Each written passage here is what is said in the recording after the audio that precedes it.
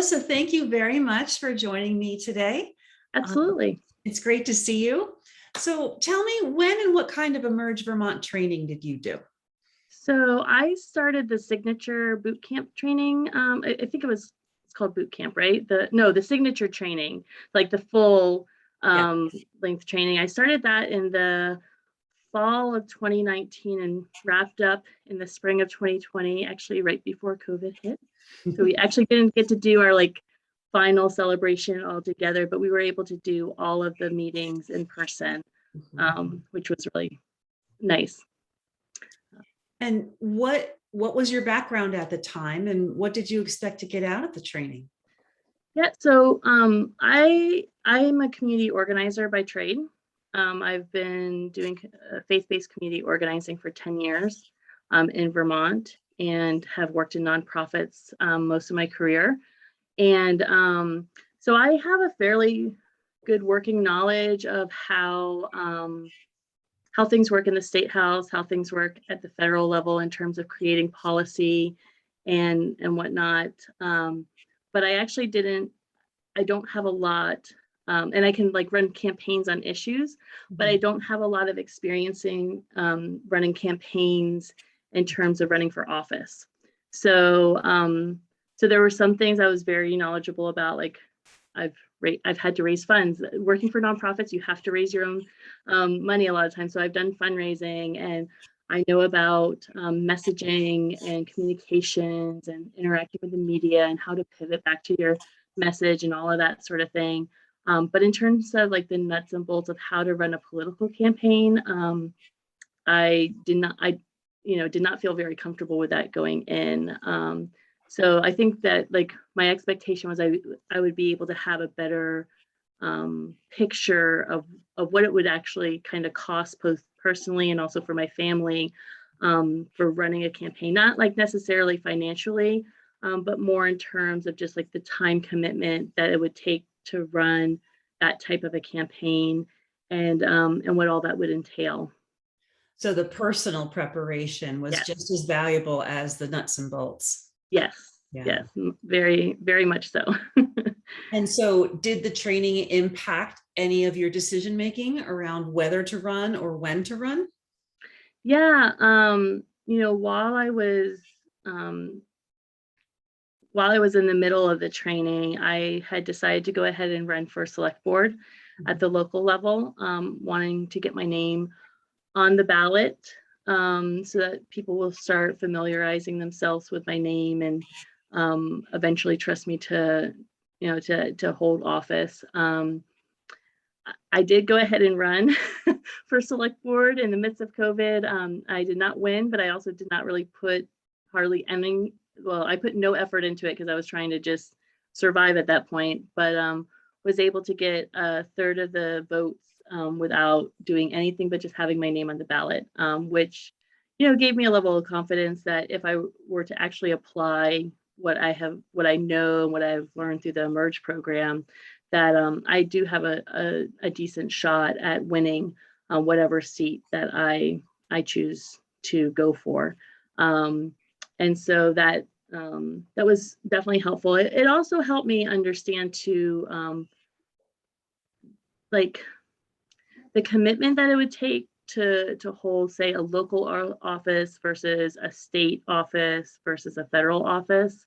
And that did help influence my decision, because with having a family, especially with young kids, the idea of having to be in meetings, in the evening, 4 days a week, sometimes 5 days a week at the state house, just was not.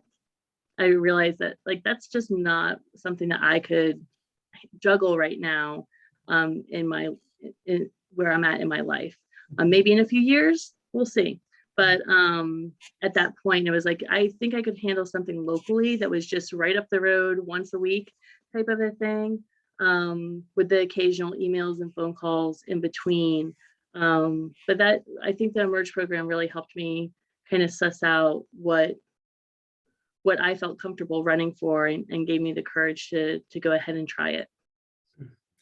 And did you learn anything about yourself that surprised you during the training? I don't know about surprised me. I realized how much I don't mind. Well, no, one thing did surprise me. So as an organizer, my job is to empower others to find their voice and to be able to understand the power that we hold as citizens in our government and how all of us, like our government system takes all of us contributing to really work well and work efficiently. Um, and so as an organizer, I'm often in the backgrounds coaching the folks who are up in front of cameras and talking about things. And even though organizers do a large chunk of the work, it's like the win is our collective win. Mm-hmm. And what I'm realizing as I have run for office and as I prepare to think about running for future offices is realizing having to talk about myself and really own the wins and the work that has been done, even if it's been collective. Mm-hmm. If I've been the one that has been helping lead that, I need to say that I've done that and be proud of it. That's a little more challenging for me because I do feel like even if I've put a lot of work into it, a lot of other people have put work into things too. So I do really see things more collectively, but understanding that when you're running for a political office, you have to be the one that says, no, I did this. Yeah. Or I contributed to this being, like I was a key role in this, in us accomplishing this. And I wasn't surprised by that, but it made me realize I'm going to have to really switch my thinking a little bit. Should I run for a higher office in the future? So I love that. It's important that women are able to take credit for the hard work that they put in and their accomplishments. It's important to be able to talk about yourself confidently like that. And in a way, like, unfortunately, our society still looks down on women for doing that, but doing it in a way that continues to lift up the collective, but also acknowledges the hard work and effort that was put into it.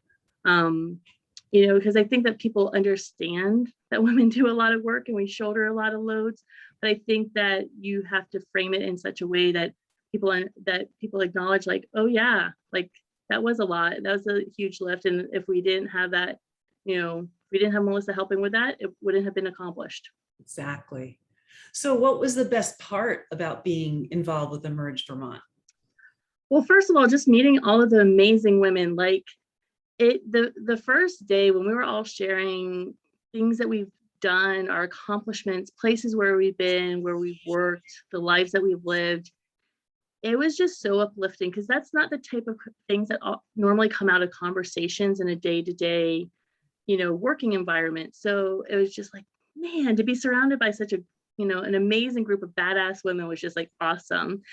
And then on top of that, like when I was thinking about running, to have a group of women who I could like bounce ideas off of and be like, hey, listen, this is what I want to do. And here are all the things I'm thinking about and trying to figure out if now's the time that I could handle all of this. I mean, that's just incredible. And, even though